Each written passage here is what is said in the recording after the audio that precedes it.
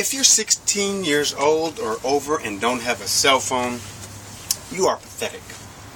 They say it's a new type of retardation, and they are able to detect it now in 2013 only, because cell phones are so ubiquitous. Everyone has one, and if you don't, you have a certain type of retardation. I forgot what it's called, but it's true.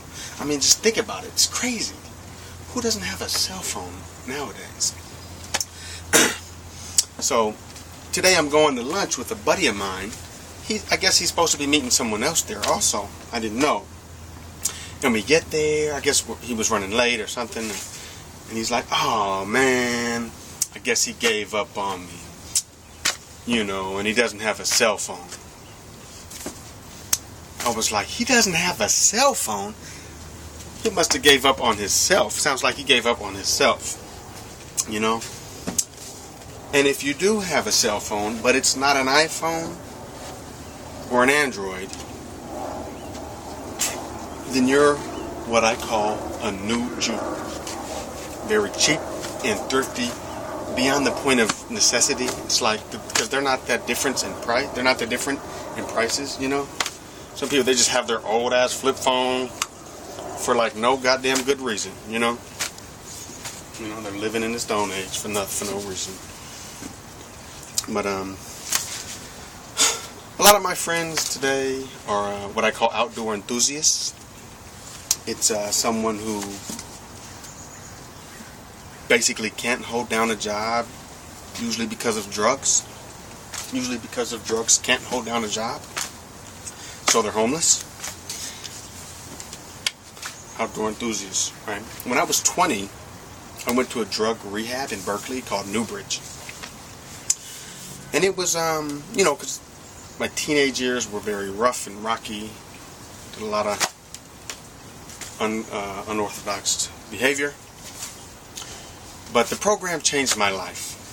And it was a live-in program. 13 months lived there, another 6 months outpatient. And it was the best thing that ever happened to me. It was the best experience of my life. It was the first time I could see clearly, like crystal clear HD vision.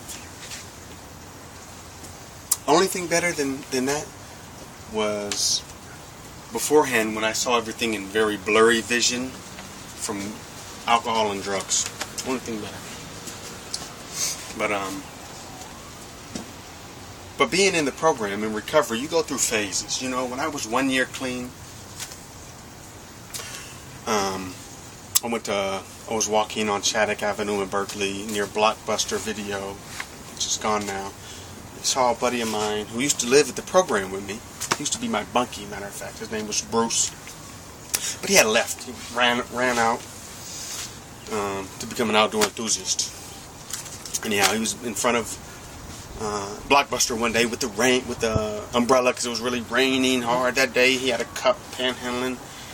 I said, Bruce, you smell horrible. Horrible. He said, oh, no. I said, hey, man. But really, Bruce, you can do better. You can do better than that. He said, what do you mean, no? I said, if you lose the umbrella, people will give you more change because you look so pitiful. Thanks for the tip. When I'd been clean for 2 years, I came back around, saw Bruce again. You know, at 2 years, you're not preachy. You're not preaching as much. You're not so preachy. You know, but he asked my opinion, so I told him. He said, Noah, you know, I think I want to get clean, Noah. I said, okay, Bruce.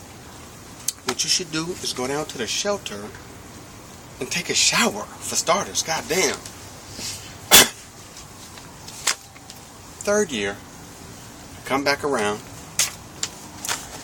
Now, I'm not preaching, I'm not teaching. I really don't give a fuck anymore. He said, no, I want to change. I really need some change in my life. I said, here, Bruce, take these nickels. And that's all I got.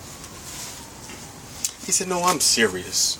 You know, I said, okay, Bruce, since you're being serious, you need to go to 90 meetings in 90 days. That means a meeting every day, Bruce. AA, NA, SA, whatever your preference. And while we're being honest, while we're being real, you still smell bad. You know, But even at 3 years, you still think you know everything, you know.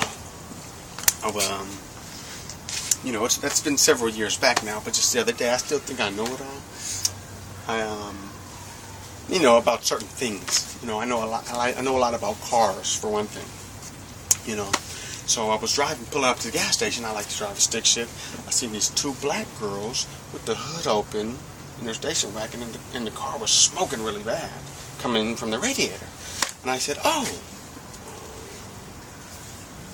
what you girls need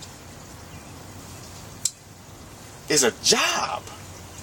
At least between the two of you, if you had one job, you could get that car fixed."